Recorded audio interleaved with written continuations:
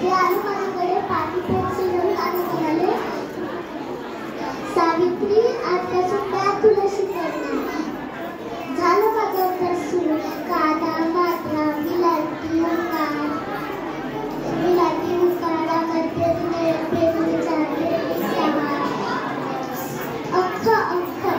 मला लिहायला शिकवले, वाचायला शिकवले, मी काव्य सुद्धा रचू लागले.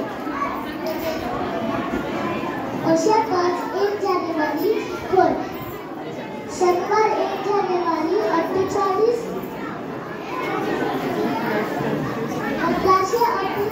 ला पुण्यातील भिडेवाड्यात आम्ही पहिली शाळा सुरू केली आणि मी पहिली शिक्षिका व मुख्याध्यापिका. शेर्पटासारखं जगलं तर नाम कमावली आणि मातासारखं जगलं तर नाम होईल. शाळेत जाताना एका दलिताने म्हटलं, ए ठेवले कुठे चाललीस.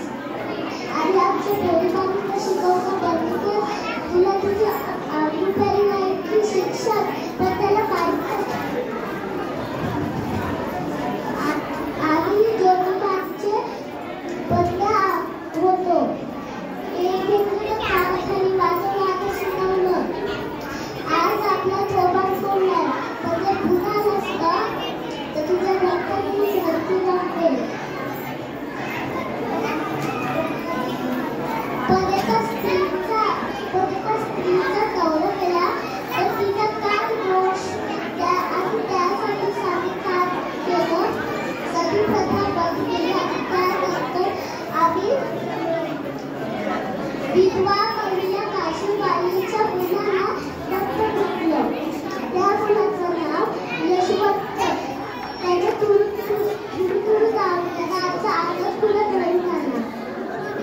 त्याला मोठं केलं, त्याला वाढवलं आणि डॉक्टर सुद्धा बनवलं. पुण्यात प्लेगची